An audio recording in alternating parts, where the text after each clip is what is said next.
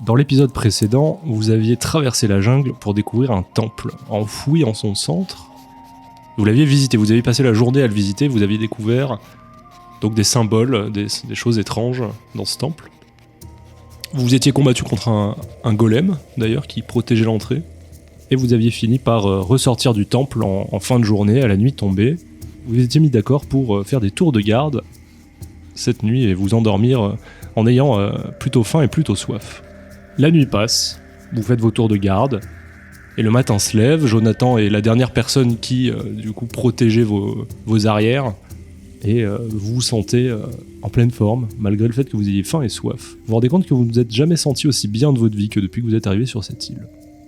Je prends des cailloux et je les jette comme ça, un par un, du haut de la pyramide. Lane et Henry, vous vous réveillez à l'intérieur de ce temple, et vous voyez que Jonathan, lui, est déjà debout. Il vous a surveillé sur la dernière partie de la nuit. Je profite de mon réveil, après m'être étiré et fait tout ce qu'un humain fait en se réveillant. Et je vais créer, avec mon set d'outils et d'explosifs, un explosif à base de cette poudre. Au lieu de créer une dynamite, je vais créer quelque chose un peu de plus inflammable, en fait, qui est là pour une sorte de cocktail Molotov, mais avec cette poudre, si on peut dire comme ça. On va voir si ton personnage peut réussir à faire ça. Tu vas me faire un jet d'artisanat, du coup. Ouais, et j'en crée autant que possible. Ouais. Donc t'es à 55. 37. Donc c'est un jet réussi. J'utilise 2 de mes bâtons de TNT que je modifie pour avoir ce côté ultra inflammable que cette poudre peut apporter.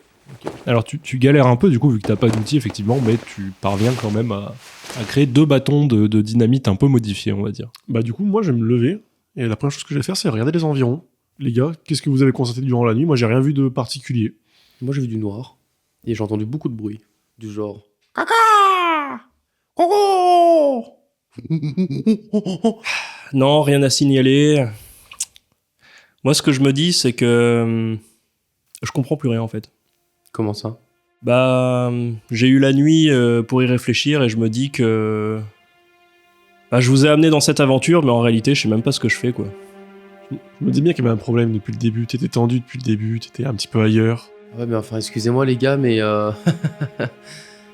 non, on est censé retrouver ton grand-père, donc on va peut-être se donner un objectif. Puis c'est pas moi qui vais commander, parce que je sais pas si vous l'avez remarqué, mais moi j'aime bien faire péter des trucs, mais commander c'est pas mon truc à moi. Je pense que c'est effectivement la meilleure des solutions. J'y ai bien réfléchi toute la nuit, et je pense que il faut juste profiter de l'aventure. On va continuer notre chemin, et puis s'il faut faire tout péter, je suis chaud pour faire tout péter. Bordel, Jonathan, on n'est pas en randonnée là? Mais c'est pas possible, moi je suis là pour l'argent à la base. Non mais je suis là pour l'argent, on va profiter de l'aventure, mais on profite de rien du tout, on profite et on se fait de l'argent, oui. Vous savez quoi? Vous m'avez saoulé, et je descends de la pyramide. Je tape les... Enfin, je suis pas content là, je suis... pas une randonnée ici. Donc tu descends la pyramide tout bougon, Oui. pendant que les 2 autres sont encore en haut. Tout bougon, et je vais à l'orée de la forêt et j'écoute les bruits de singes. D'accord. Je veux un singe. Bah écoute Jonathan, je pense que c'est l'occasion parfaite pour en parler de ce que tu me dis du coup, parce que moi depuis le début je t'avais jamais vu comme ça dans cet état-là, mais si t'as des choses à en parler, vas-y, quels sont tes projets du coup sur cette aventure? Est-ce que tes plans ont changé par rapport à ton grand-père déjà? Ce qu'il y a, c'est que je ne sais pas ce qu'il a pu faire dans cette île, mais tout ce que je sais, c'est que même si on arrive à trouver des trésors, je sais même pas comment on peut rentrer, quoi. Et ça aussi, j'y ai réfléchi, et je me suis dit que peut-être que le prix à payer pour visiter cette île et pour la découvrir, c'est finalement la mort. D'accord, bah écoute, je pense que y a qu'un seul moyen de le savoir en vrai, hein. Puis, Le mec qui garde son sang-froid de ouf. D'accord, Ouais, la mort. d'accord, Non, ok. ok. La mort, Je suis prêt pour la mort. Non mais Je l'attends. J'entends bien ce que tu dis, Jonathan, mais écoute, je pense que le seul moyen de le savoir, c'est réellement de tester par nous-mêmes, d'en sortir de ce style-là. Maintenant qu'on est, comme tu as dit, autant prendre tout ce qu'on peut prendre pour l'aventure, l'expérience, mais bon, on est bloqué, donc autant abattre des arbres et tenter de sortir avec un navire ou une barque, parce que je pense qu'un navire sera un petit peu optimiste. C'est ce que je me suis dit. Là, on a découvert déjà pas mal de choses qui sont assez extraordinaires. Des géants, déjà. De pierre, effectivement, oui. Donc autant continuer, on va aller jusqu'au bout de la montagne, là-bas il y a un lac, peut-être qu'on y trouvera des choses. Qu'est-ce que t'en dis? Tu veux aller derrière la montagne, toi, directement? Enfin, derrière le volcan, plutôt. Ouais, j'ai envie de... Puis de toute façon, j'ai la dalle, là. Ouais, c'est vrai que J'ai envie d'avancer, et puis on verra bien ce qui va nous arriver, quoi. manger un bout, je dirais pas non. Si tu peux ramasser des fruits avec tes connaissances sur le chemin, je suis preneur, j'avoue. Eh ben, on verra. Let's go. Puis alors là, tout de suite, je descends. Alors pendant qu'ils discutaient, j'essaye d'amener les singes vers moi en faisant des bruits de singes. Tu sais quoi, je vais te faire un jet de chance. Ok. Donc tu le jettes à 60. Ok. Oh, 23. 23. Donc réussi, bravo. Ce qui se passe, c'est qu'en t'enfonçant un tout petit peu dans la forêt, t'es vraiment en bas de la pyramide, et t'entends pas mal de bruits de singes autour de toi. Et donc t'essayes de les imiter.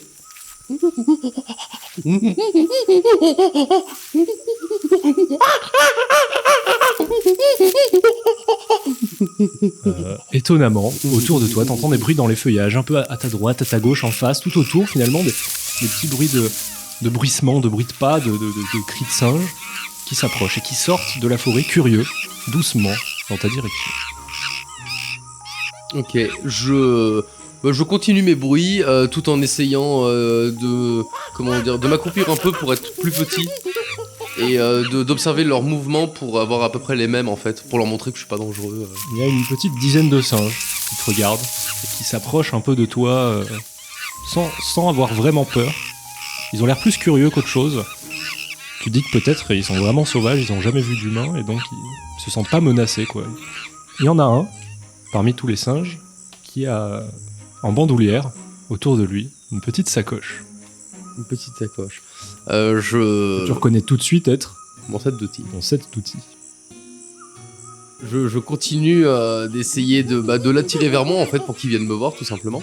Et je cherche s'il n'y a pas un fruit, quelque chose au sol. Dis-moi si je peux trouver ça. Et j'aimerais faire un échange en fait avec le singe. Tu vas me faire d'abord une perception x4, donc à 44, pour déterminer si tu trouves un fruit ou quelque Allez. chose autour. Je peux tout rater le reste, je veux juste un 5.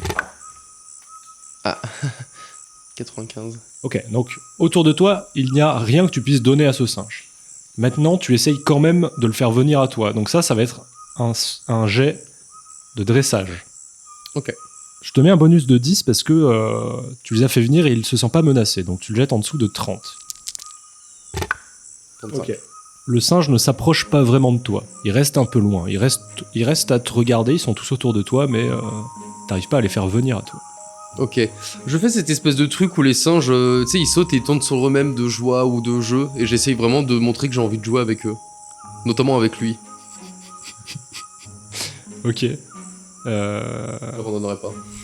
Comment les singes réagissent à tes mouvements étranges? Les singes réagissent très bien à tes mouvements étranges et ils commencent tous à bouger, à sauter, à danser autour de toi. C'est trop bien. Bah, c'est parti, c'est mes plots quoi. Il y a une espèce de petite cacophonie simiesque.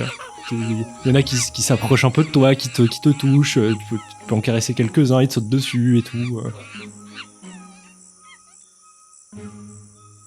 Quand vous étiez en haut, vous étiez en train de parler, vous ne le voyez pas, vous l'avez juste vu partir un peu dans la forêt. Vous avez entendu quand même des cris de singes, et pendant que vous étiez en train de descendre, vous voyez un peu au loin, un peu derrière les feuilles, Lane en train de se rouler un peu par terre et de faire le con quoi avec des singes. Je fais signe à Henry de se baisser, et puis on regarde au loin ce qu'il est en train de faire. Je te fais signe qu'on s'accroupisse derrière un buisson. Je garde juste mon revolver dans la main et dans le doute, je me baisse, je t'écoute. Ok. Puis j'essaye de me rapprocher au plus possible en étant le plus discret possible, quoi. Ok, alors vous allez tous les deux me faire un jet de discrétion du coup. 27. 27 sous 35, donc c'est bon. 79. Et 70. Yes. Alors ce qui se passe, c'est que Jonathan s'avance discret et il s'approche sans problème, il se faufile à travers les feuilles. Il est suivi par Henry qui sort son flingue, qui s'accroupit et qui avance et qui se prend les pieds dans une bûche et se ramasse dans les branches qui craquent. Et tu te retrouves par terre et tous les singes se retournent vers vous sans bouger. Y compris moi. Je profite pour faire des bruits d'alerte en mode. Je vise Lane. C'est quoi cette histoire de cri d'alerte? C'est pour faire quoi? C'est pour qu'ils m'acceptent en fait, en mode je suis comme eux, en mode putain, c'est quoi ces gens? Ok. Là, je suis vraiment dans l'acceptation. Je veux faire partie du groupe, Oui, en fait. tu veux agir comme un singe pour... Exactement. Ok. Bon, et bah tu sais quoi, je vais te faire retenter un jet de dressage. Toujours avec ton bonus de plus 10, donc en dessous des 30. C'est un 74, je crois. Vous faites quelque chose à ce moment-là ou pas? Je suis figé. Pareil, je ne bouge pas, limite je recule. Je recule sous la Déjà, branche. tu te relèves sans bouger. Enfin, Je range mon revolver et je retourne vers la pyramide légèrement en retrait. Mhm. Il y a un peu cette ambiance Far West, quoi, où vous regardez tous dans les yeux. C'est les singes. Elaine J'ai rejoint contre les singes. Dans un cri, dans un mouvement soudain, tous les singes se dispersent. Ils partent tous dans une direction différente. Elaine, tu te retrouves au milieu de cette... Alors, je suis le singe qui a la sacoche. Tu les vois tous partir, et tu décides de courir après le singe qui a la sacoche. On va pas lui courir après, juste courir avec. Enfin, si j'arrive à le suivre, même s'il monte dans un arbre ou quoi, je suis son Alors tracé. comme ça, ils partent un peu en sautillant dans tous les sens, et lui, tu vois qu'il reste un peu au sol un moment. Mais je pars comme un singe, hein. C'est-à-dire que je cours pas comme un humain. Là, vraiment, je suis en mode... Tu le suis donc en courant comme lui, Oui. et il se met à sauter dans les arbres et à prendre de la hauteur, à plusieurs mètres de hauteur. Je continue de suivre sa trajectoire. D'en bas. Bah, tout de suite, je les suis. Tu pars, tu suis Bah la là, ligne. oui, faut pas se perdre. Hein. Ok, je suis Jonathan. En partant, Jonathan et Henri, vous voyez que vous êtes en train de partir en direction de l'ouest, en direction du lac que vous avez vu, en vous enfonçant dans la jungle. Pendant ce temps-là, Lane, toi bêtement, tu suis ce singe. Et tu vas me faire un jet d'athlétisme. Très bien. Tant que je regarde ça, athlétisme, je suis à 35. Je suis pas très athlète. Hein. 68. Alors tu arrives à suivre le singe un petit moment, mais à force, t'es fatigué, et tu n'arrives pas à grimper aux arbres comme lui, et il disparaît dans le feuillage, et tu n'entends bientôt plus un bruit de singe.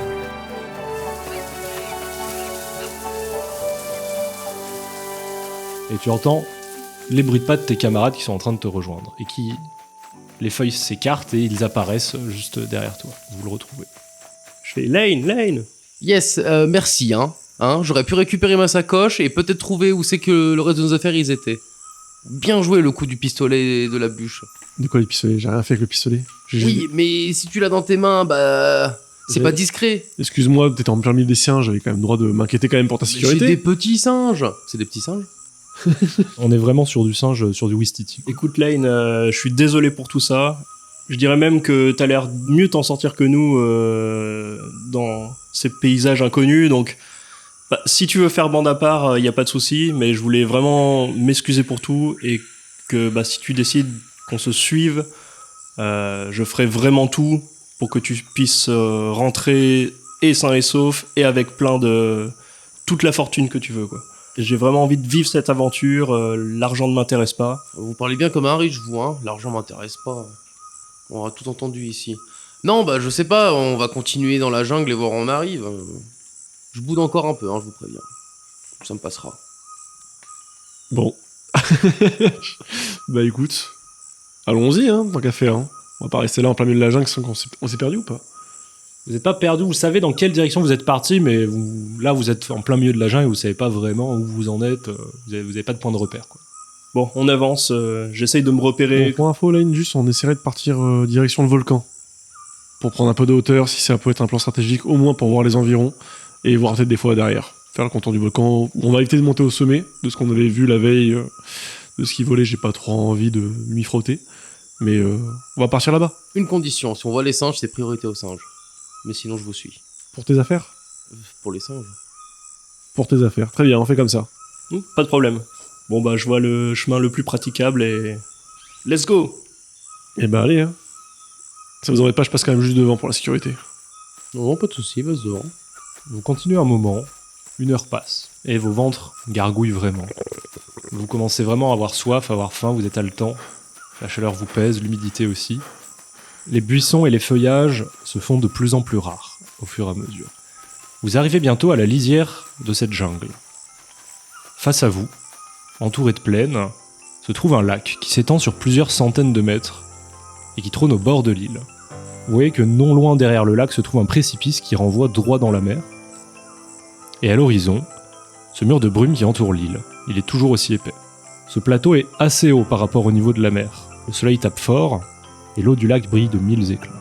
Un certain nombre d'oiseaux multicolores tournent dans le ciel et fondent par moments au milieu de l'eau pour ressortir avec un poisson. Des flamants roses et des hippopotames se trempent non loin des berges. Au bord de l'eau, plus loin, vous voyez avec stupeur une créature immense et au long cou boire l'eau du lac. Jonathan, tu reconnais tout de suite cette créature parce que t'en as vu des squelettes et des dessins dans les bouquins de ton grand-père. C'est un diplodocus, un dinosaure. Les animaux autour du diplodocus ne semblent pas intimidés, il a l'air plutôt paisible.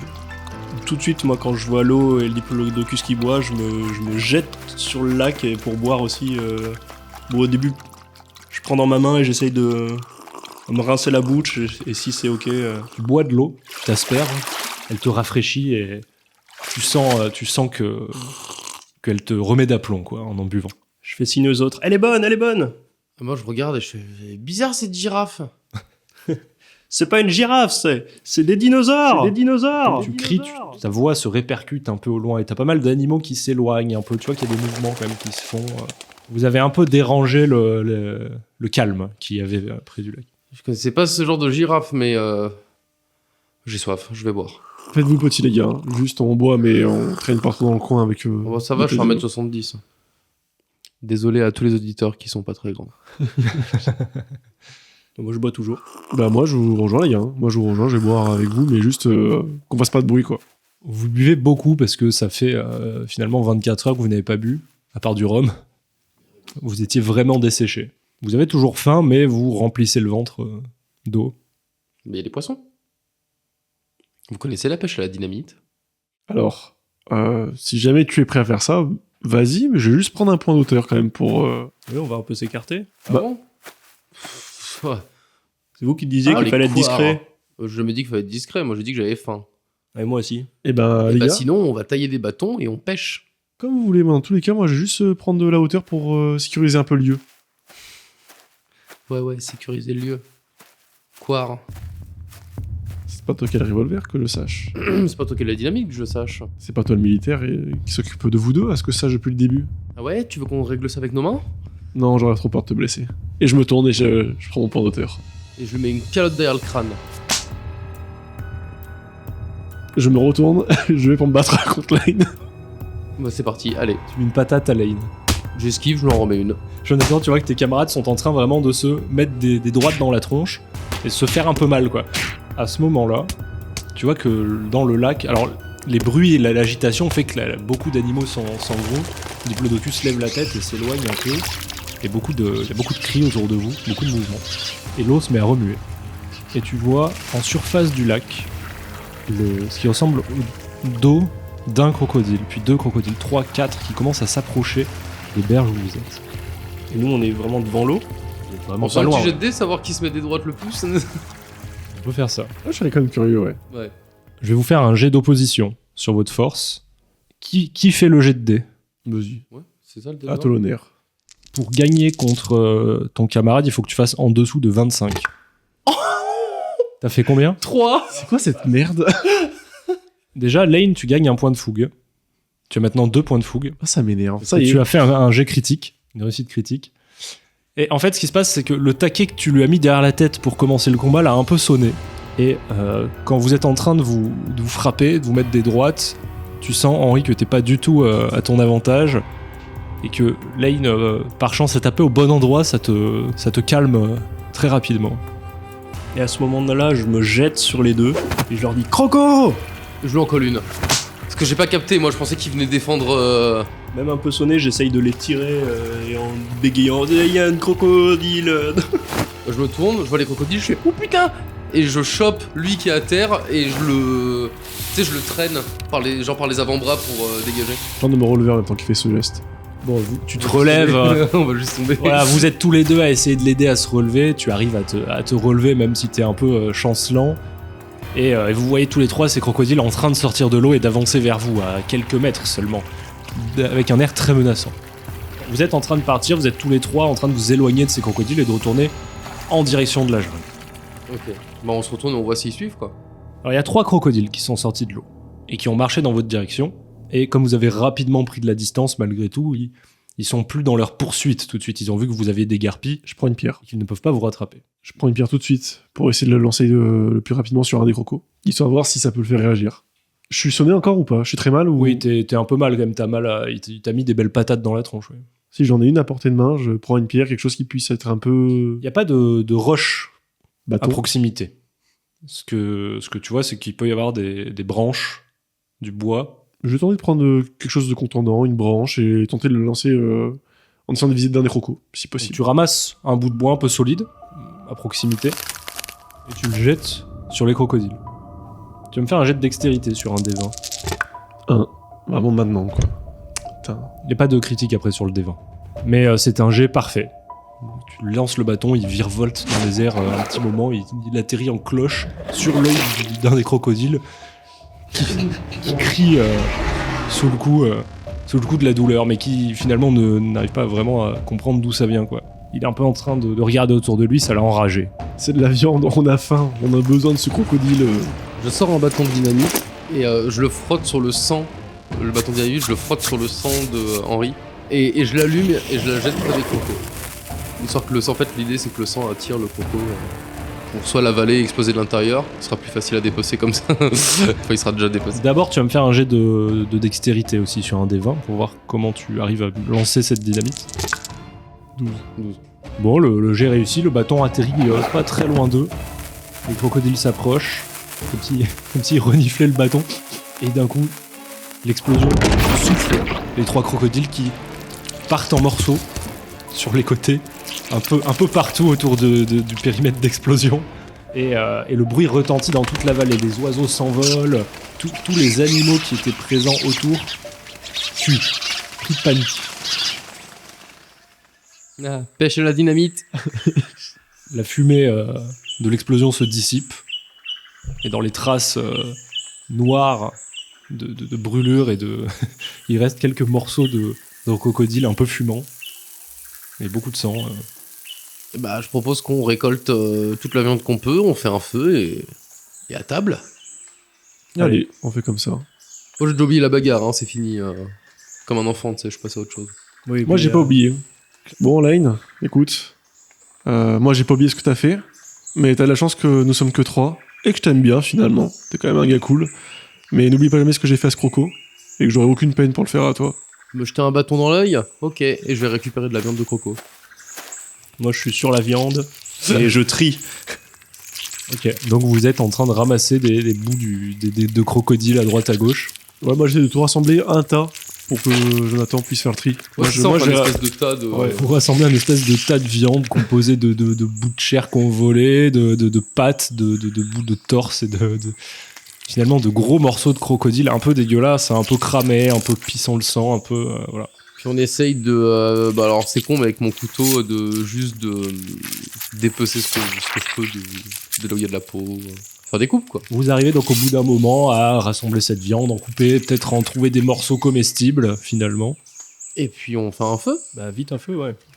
Je considère que prend un peu de temps, vous récupérez du bois dans les alentours, vous montez un petit feu. On a briquet. Moi j'ai un briquet, moi. Et en plantant la viande sur des bâtons, vous la faites cuire comme des chamallows finalement en colonie de vacances, quoi. Et donc après avoir chassé ces crocodiles, les avoir dépecés, coupés en morceaux et fait cuire, vous mangez suffisamment pour être repu. Et le temps que tout ça se passe, vous voyez que l'après-midi a bien avancé. Est-ce qu'on peut tout faire cuire et garder des morceaux pour après? Est-ce qu'il y a assez de morceaux de crocodile pour qu'on en ait sur nous? En termes de quantité de viande, il y a largement ce qu'il faut, mais par contre, vous n'avez pas de récipient pour les conserver. Oh, Vous bah, avez rien moi pour... je l'attache à ma ceinture. Hein. Une fois qu'elle est cuite, la viande, ça se gardera une journée. Ok, quoi. donc t'en fais cuire un peu plus et tu les accroches. On fait tout cuire, je pense, et après on prend chacun une part. Il va bien falloir qu'on mange, parce que si on trouve pas de fruits à chaque fois qu'on s'enfonce dans la jungle... Bon, au moins, la nourriture c'est bon. L'eau aussi. L'eau aussi. C'est vrai qu'on n'a pas de gourde. Non. Bah, je pense qu'on va tous aller reboire avant la nuit au lac. Bah, ça vous dit qu'on dorme ou pas à côté du lac? Tant qu'à faire. Pas très loin, on se met un peu plus vers les hauteurs. À la lisière de la jungle. Lisière de la jungle, lisière du volcan et un petit peu à vue du lac. Comme ça, on n'est pas trop éloigné, un petit peu en hauteur. Ah, moi je suis chaud. On en profite pour faire, tant qu'on a le temps, un tour du lac aussi. Allez. Alors, petite question, cette grande girafe là, vous avez dit que c'était un dinosaure. Parce que j'ai jamais vu ça, hein. Et en Australie, on en a des bestiaux. Mais alors là, pas des aussi gros. Des dinosaures, c'est pas censé exister puisque ça existait bien avant notre ère. Ça se compte en milliers et milliers d'années, quoi. Mais la Terre, elle a pas des milliers d'années. Je veux dire, ça a été créé par Dieu, quoi. Bah, il y a des millions d'années plutôt. Ouais, ça fait sens. Et alors, pourquoi ça existe ici? Eh ben là, c'est un peu un mystère, j'avoue. Là, je sais pas trop quoi vous dire. Mais faisons un tour de l'île, allons voir. Moi, je pense qu'on pourrait faire un très gros radeau et qu'on le ramène. Et qu'on le vende. Alors, il faudrait un très gros radeau. Hein. Non, mais le mieux, ce serait même qu'on revienne avec plus de personnes sur cette île. Parce que là, avec tout ce qu'il y a, Alors, les revenir, dinosaures, c'est pas censé être possible.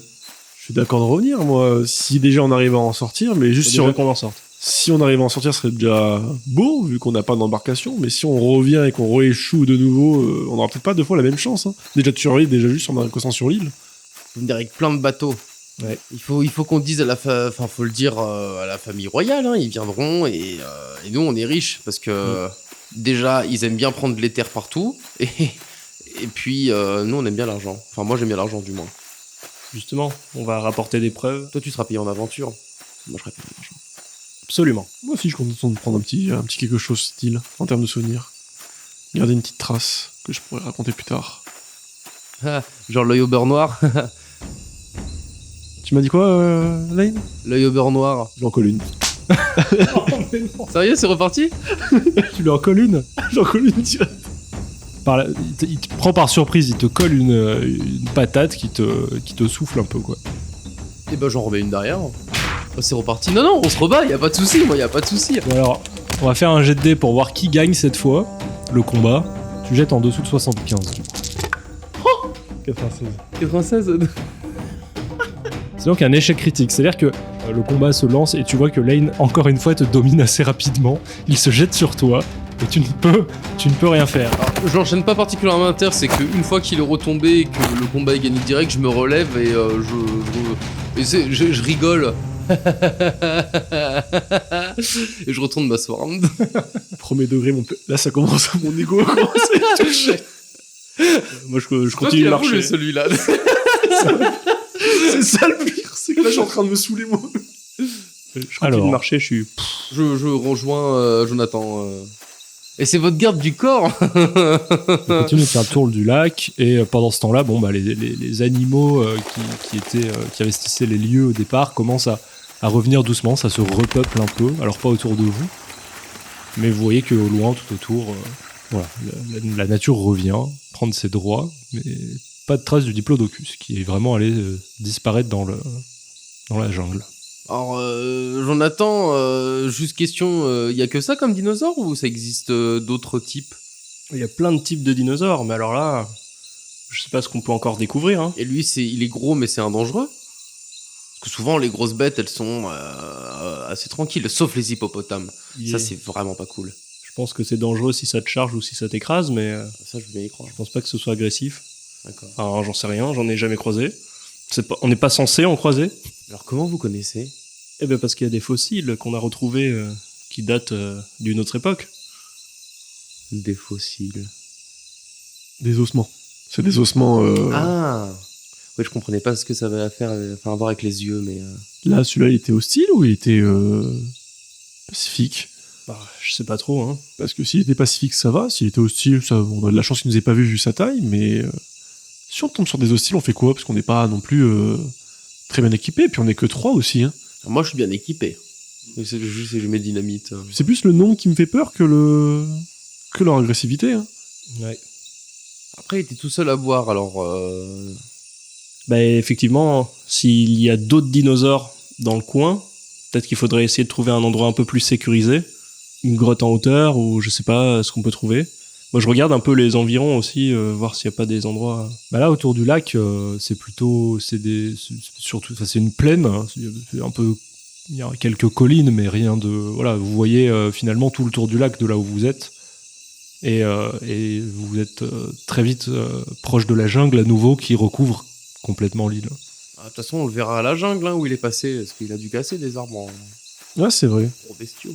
On pourra ramasser ce qu'il a détruit sur le passage. Mais au moment où tu dis ça, d'ailleurs, tu vois que vous êtes à peu près à l'endroit du lac où il était, lui. C'est-à-dire au nord du lac, le point le plus proche du volcan, finalement. On suit ses traces. Je serais curieux déjà de voir ces empreintes de pas, à quoi ressemblent. Jonathan, tu vois assez vite les traces du Diplodocus au sol, qui a laissé des empreintes assez larges, assez profondes, même dans l'herbe. Et tu vois effectivement que le passage qu'il a emprunté en direction de la forêt, là où les arbres, les branches sont un peu cassées, les feuillages sont un peu écartés. Bah, suivons. Les empreintes sont les plus grandes qu'on a vues de notre vie ou pas? Oui, ça reste moins impressionnant que les jambes du géant que vous avez vues auparavant quand même. C'est des empreintes moins larges que ça, mais quand même très larges. Ah, les gars, y a un truc que je comprends pas. Tout est difforme ici, entre les animaux, de la pierre qui bouge, la vie. On sait même pas si le volcan est actif d'ailleurs. Jonathan, tu pourrais en savoir quelque chose là-dessus ou pas? Bah là, comme ça, non. Il faudra bien qu'on surveille aussi, parce que si ce volcan est actif aussi, je pense qu'on commencera vraiment à être malchanceux sur cette île. Je commence à me demander si c'était une île de rêve à l'envie. On va ramasser le maximum de branchages pour se faire un petit feu de camp sur le chemin, mais je commence à avoir un peu le trac, je vous avoue, là, depuis. Bon, ça va qu'on a la ligne qui s'est se castagner quand même, finalement. Moi, j'aimerais bien retrouver les singes. Ils étaient si beaux. Notre équipement, ouais. Alors vous enfoncez vous suivez le passage du Diplodocus que vous voyez dans la jungle. Et vous suivez le chemin un moment, alors que l'après-midi se finit, que le soleil suit sa course et que la nuit commence à tomber. Et au fur et à mesure que vous avancez, la végétation change. Les bruits des oiseaux s'atténuent. La vie animale semble moins présente. Les arbres se font de plus en plus rares et se couvrent de champignons et de mousse. Les toiles d'araignée de plus en plus grosses relient les feuilles et les branches dans les hauteurs, ce qui empêche la lumière de passer au travers. Le sol vous semble également plus pentu et remonte en direction du volcan, dont vous n'avez jamais été aussi proche. Plus vous avancez, et plus les champignons grandissent, à tel point qu'au bout d'un moment, le plus petit d'entre eux fait la taille d'un arbre adulte, et les plus grands recouvrent le ciel de leur immense chapeau. Certains sont lumineux, et quelques lueurs éclairent l'intérieur de la sombre forêt dans laquelle vous vous enfoncez de plus en plus. Et c'est pas trop normal, hein. Non. Je m'y connais pas en champignons, mais ils sont grands, là. Surtout qu'il y en a beaucoup. On est plus du tout dans la forêt et il me semble qu'on avait vu ça depuis le temple. En se rapprochant du volcan, à chaque fois, on voyait de plus en plus de champignons et moins en moins de végétation. Je pense qu'on se rapproche dangereusement du volcan. Et au vu des toiles d'araignée, des champignons immenses, j'ai pas trop envie de rester dans les parages, je vous avoue. Il y a des odeurs particulières, les champignons, ils dégagent... Il y a cette espèce d'odeur de moisissure habituelle, mais rien de désagréable. Ça reste des odeurs très naturelles, des arômes sains, finalement, forestiers, quoi. Je chope un morceau d'un champignon si je peux, ou en tout cas je tâte d'abord. Ouais. Un champignon... Le premier qui pas un des champignons lumineux, par exemple. Non. Le champignon le plus proche. Oui, qui ressemble à ceux à hauteur d'arbre. Et est-ce que à ma connaissance ça a l'air comestible? Oui, complètement. Ah oui. D'accord. Et bah d'après toi, c'est complètement comestible. J'en prends un morceau. Même si l'écorce, il y a une espèce d'écorce, il y a une espèce de film un peu plus solide, mais tu sens qu'il est moelleux comme n'importe quel champignon. Ok, bah j'essaie d'enlever la première partie et prendre un morceau un peu moelleux. Je souffle et je croque dedans. Les gars, c'est trop bon. Puis j'en prends d'autres. Et puis je commence à manger. À te nourrir de l'écorce à te nourrir des champignons. Ah, moi, je le regarde faire et je lui fais ah non. Il y a l'instinct de survie qui est en train de taper. J'entends, je me pose une question. Si on n'abattait pas un champignon pour après monter sur le toiseau de champignons, faire une sorte d'échelle. Bon, vous voulez faire comme ça. Allez, je prends mon sabre, je m'en occupe. Alors, vous remarquez quand même que de là où vous êtes, vous ne voyez plus du tout la lumière, que ce soit du jour ou de la nuit. Vous ne savez pas quelle heure il est à l'extérieur. Vous êtes dans le noir, seulement éclairé par les champignons luminescents qu'il y a autour de vous. Ok, c'est très sombre. Mais vous avez suffisamment de lumière à l'intérieur de cette forêt pour voir vers là où vous vous dirigez, quand même. Ok. Je propose juste, les gars, si j'abats un arbre, histoire de prendre l'information en hauteur, voir quel temps il fait dehors. Ah, moi je monte pas. Il y a l'étoile d'araignée en haut, je ne monte pas. Jonathan, t'es contre? Non, vas-y, on t'attend. Et ben, l'arbre qu'il a commencé à émécher, je coupe une part, Comme un gâteau. comme un gâteau, que je me garde de côté. Et juste le reste, je le coupe comme si j'étais un bûcheron. Tu le gardes en de V. côté où? Au sol, Tu la poses par terre, quoi. à côté d'où c'est qu'ils sont eux. Et bien, je vais me faire une sorte d'escalier. Juste, je tape dedans avec mon sabre. Tu creuses un sorte d'escalier dans le tronc du champignon. C'est ça, pour monter en hauteur. Tu vas en hauteur. Tu montes à force à quelques mètres. C'est très fatigant comme entreprise. Tu vas me faire un jet d'athlétisme. Ok. Alors, athlétisme, par contre, je suis à 55. Non. Si. Si, j'ai fait un. Bon bah non mais c'est un truc de dingue. Alors déjà tu gagnes un point de fougue et tu grimpes de manière très très aisée. Ta condition physique fait que tu n'as aucun problème à grimper. Tu te hisses à force, tu creuses, tu mets ta main, tu creuses, tu mets ta main et tu arrives à monter à 10-15 mètres de hauteur le long de ce champignon. De là-haut, tu vois que t'es au-dessus de plusieurs autres champignons qui sont plus petits, t'es quand même assez haut. En bas, tu distingues au loin dans la forêt, à un endroit un peu plus loin par rapport à vous, un tracé de lumière qui semble indiquer une direction particulière entre les immenses pieds de champignons. Tu considères qu'à peu près tous les 5 mètres, de façon régulière, il y a un bout de champignon lumineux qui marque un point au sol. Et d'après toi, t'as vraiment l'impression que c'est quelqu'un qui l'a posé. Tu vois qu'il y a un chemin lumineux qui se détache. Un peu plus loin, il y a l'air d'avoir du mouvement au sol dans cette forêt. Un peu plus loin, tu vois une ombre passer, voilà, tu vois qu'il y a des choses qui bougent dans les ténèbres, mais t'arrives pas à savoir ce que c'est. Toutes les Tu vois qu'il y a directions. de la vie quand même, dans toutes les directions. Il y a de la vie dans cette forêt. Ok. J'observe vraiment au niveau des araignées si on n'a pas une qui descend. Je suis fixé là-dessus. Moi, je l'attends. Lane, tu vas me faire un jet de perception, x3. 9. En regardant ton ami Henri qui est tout en haut, tu vois sous les chapeaux des champignons des ombres bouger. Tu vois un amas d'ombres se déplacer autour d'Henri et aller vers lui, dans sa direction. Ah, araignée! Araignée! Et tu vois effectivement une colonie. Il y a rapidement une vingtaine, une cinquantaine d'araignées gigantesques qui se déplacent sous les chapeaux des champignons et qui sont en train d'aller vers Henri. Henri! Descends!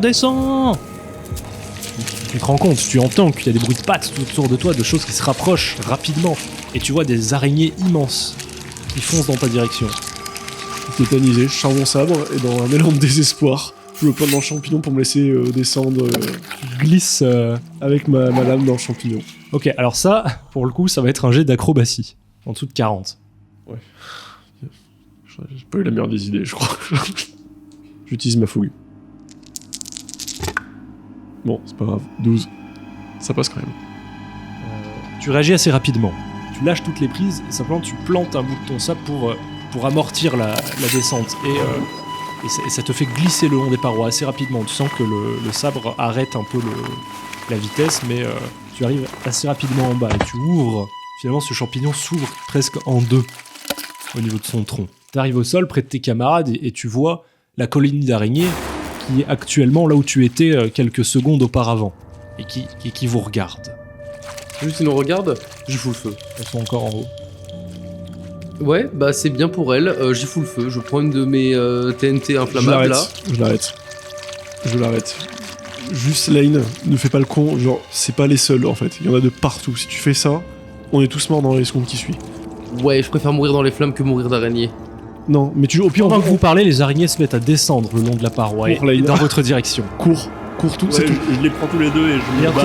Bientôt le tronc du champignon est recouvert d'une masse noire de cette colonie d'araignées en train de descendre. J'allume la mèche et je laisse la dynamite, je la jette, enfin le truc inflammable, dynamite inflammable quoi. Je la jette sur le champignon, il y a toutes les araignées qui descendent. En partant, en courant. partant, ouais. Ok. Si je peux, je pars devant et je le... Suivez-moi les gars, suivez-moi, genre j'ai vu quelque chose, suivez-moi, je vous explique après. Ah, moi je le suis, hein, là j'en ai rien à foutre, je pose pas de questions. Vous détalez rapidement et derrière vous, l'explosion retentit lumière vive qui vous éclaire l'espace d'une seconde et vous entendez le bruit des flammes. Dans un rapide regard en arrière, vous voyez le champignon en train de s'effondrer car sa base a été éclatée par l'explosion et vous voyez beaucoup d'araignées en train de tomber dans tous les sens, de brûler et de crier. Vous entendez le cri d'araignée. Les flammes se propagent. Le champignon tombe, s'entrechoque et propage les flammes sur les autres champignons alentours. Ce qui fait fuir, vous voyez des centaines d'autres araignées qui arrivent d'un peu partout, au loin derrière vous, pendant que vous courez. C'est le bruit qu'ils font en courant. Donc il y a beaucoup d'araignées en train de mourir, en train de brûler, en train de crier, de tomber, mais il y en a aussi beaucoup qui se rassemblent et qui foncent dans votre direction, qui vous courent après. Vous avez pas mal de mètres d'avance et vous continuez et vous arrivez au niveau de ce chemin lumineux. Tu vois un de ces bouts de champignons lumineux au sol. Les gars, écoutez, il y a un chemin à peu près qui se dessine, des petits bouts de champignons lumineux tout le long, faut le suivre. Surtout, ne lâchez pas ce chemin. Il y a peut-être un truc qui peut se trouver au bout. Donc restez dans le chemin et essayez de pas en sortir et courez le plus vite possible. Si ça se rapproche, Lane retire une dynamite derrière. Moi, à partir du moment où j'entends du chemin lumineux, champignons suivre, je trace. Vous courez sans vous arrêter dans la C'est le direction désespoir. et vous remontez le long de ce chemin lumineux.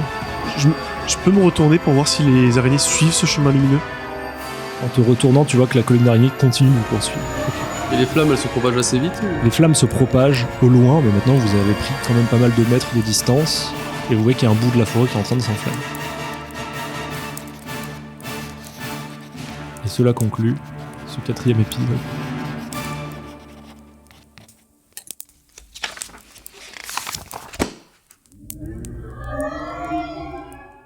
Et merci à toi d'avoir écouté cet épisode. On espère vraiment que ça t'a plu, que ça vous a plu. Et on se retrouve dès dimanche prochain pour découvrir la suite.